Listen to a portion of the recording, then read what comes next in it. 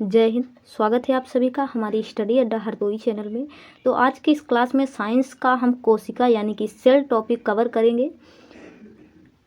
Cell यानी कि कोशिका से काफ़ी ज़्यादा क्वेश्चंस आते हैं हर एग्जाम्स में। तो चलिए शुरू करते हैं आज की क्लास। फर्स्ट क्वेश्चन है, निम्नलिखित में से असत्य कथन पहचानिए। पहला है, पादपों में कोशिका झिल्ली नहीं पाई जाती है।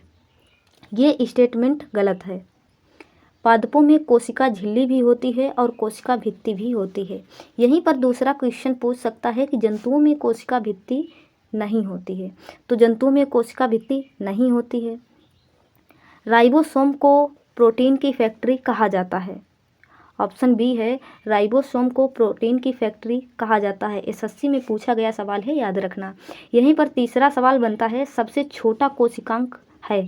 तो इसका आंसर है राइबोसोम। इसी का दूसरा नाम है पैलेट कण। पैलेट कण, राइबोसोम को पैलेट कण भी कहा जाता है। तो ऑप्शन बी सही है। अगला है, पादपों में कोशिका झिल्ली सेलुलोज की बनी होती है। ये भी करेक्ट आंसर है। पादपों में जो कोशिका झिल्ली होती है वो सेलुलोज की बनी होती है। अगला है, सबसे लंबी कोशिका तंत्रिका यानी कि न्यूरॉन की कोशिका है। सबसे पहले देखिए, सबसे लंबी कोशिका की बात की जाए तो सबसे लंबी कोशिका तंत्रिका तंत्र ही होती है, जो तुम्हारे मस्तिष्क में होती है न्यूरॉन्स। ये सबसे लंबी कोशिका होती है। और सबसे बड़ी कोशिका किसकी है? तो लिखना शुतुरमुर्ग का अंडा, ओस्ट्रिच, ये सबसे बड़ी कोशिका होती है। तो इसका असत्य आंसर कौन सा है? तो आंसर ये इसका असत्य है, बाकी तीनों करेक्ट हैं। नेक्स्ट क्वेश्चन है, जीव विज्ञान बायोलॉजी शब्द का सर्वप्रथम प्रयोग किसने किया? तो बायोलॉजी शब्द का सर्वप्रथम प्रयोग किसने किया? तो सबसे पहले ये जो बायोलॉजी शब्द है इसका अर्थ क्या होता है? ये दो शब्दों से मिलकर बना है, बायो प्लस लोगोज। इसका अर्थ होता है जीवन का अध्ययन।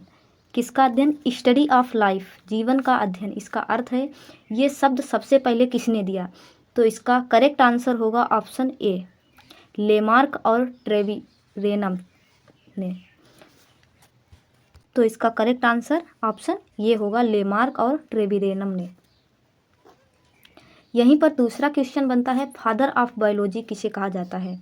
तो ये अरस्तु को कहा जाता है। फादर ऑफ बायोलॉजी, बायोलॉजी के पिता अरस्तु को कहा जाता है।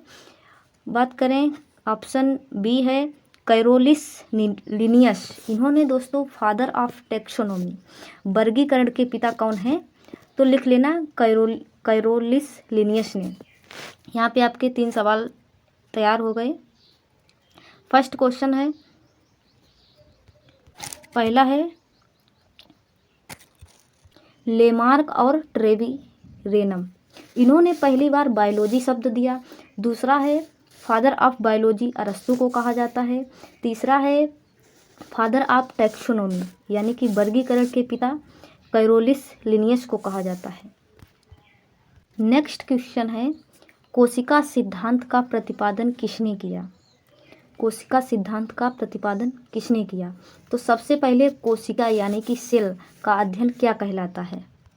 तो कोशिका यानी कि सेल का अध्ययन साइटोलॉजी कहलाता है। क्या कहलाता है? साइटोलॉजी।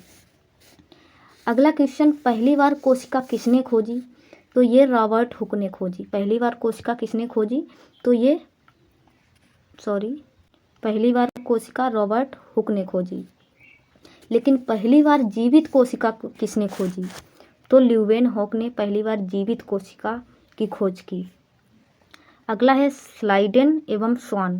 स्लाइडेन एवं स्वान ने कोशिका सिद्धांत दिया। तो हमारा टॉपिक एसएससी यानी कि सेल है। स्टडी ऑफ सेल किसे कहते हैं? तो सेल का अध्ययन साइटोलॉजी कहलाता है। पहली कोशिका किसने खोजी? तो ये रॉबर्ट हुक ने खोजी।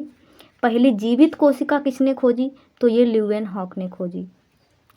और कोशिका सिद्धांत किसने दिया? तो ये स्लाइडन एवं स्वान ने दिया। नेक्स्ट क्वेश्चन है जीव द्रव्य प्रोटोप्लाज्म के संबंध में कौन सा कथन असत्य है? तो पहला है जीव द्रव्य में ही सभी जैविक क्रियाएं होती हैं। दूसरा है जीव द्रव्य का नामकरण पुरकिंजे ने किया था। तो पहला बिल्कुल सही है। ऑप्शन बी है जीव द्रव्य का नामकरण पुरकिंजे ने किया। ये भी करेक्ट है। जीव द्रव्य का नामकरण जो है वो पुरकिंजे ने ही किया था। ऑप्शन सी है जीव द्रव्य में केवल कोशिका द्रव्य शामिल होता है। तो ये केवल शब्द गलत है। जीव द्रव्य में कोशिका द्रव्य और केंद्रक द्रव्य दोनों शामिल होते हैं। ये केवल शब्द यहाँ पे गलत है। तो इसका करेक्ट आंसर होगा ऑप्शन डी। तो यहाँ पर ऑप्शन डी में कर लीजिएगा। ऑप्शन ए और बी दोनों सही हैं। जीव द्रव्य में ही सभी जैविक क्रियाएं होती हैं, बिल्कुल करेक्ट है। जीव द्रव्य का नामकरण पुरकिंजे ने किया था, ये भी बिल्कुल करेक्ट है। जीव द्रव्य केवल कोशिका द्रव्य में शामिल होता है, तो ये गलत है। नेक्स्ट क्वेश्चन है कोशिका झिल्ली किस प्रकार की झिल्ली है। तो सबसे पहले क्या पादपों में कोशिका झिल्ली पाई जाती है। तो कोशिका झिल्ली पादपों और जंतुओं दोनों में पाई जाती है। कोशिका झिल्ली जो है वो पादपों और जंतुओं दोनों में पाई जाती है, लेकिन कोशिका भित्ति केवल पादपों में होती है, जंतुओं में नहीं होती है। ध्यान रखना, कोशिका भित्ति पादपों में होती है, जंतुओं में नहीं होती है। कोशिका झिल्ली दोनों में होती है। तो यहाँ पर क्वेश्चन है कोशिका झिल्ली किस प्रकार की झिल्ली है। तो इसका करेक्ट आंसर होगा अर्ध पारगम्य झिल्ली। कोशिका झिल्ली जो होती है वो अर्ध पारगम्य झिल्ली होती है।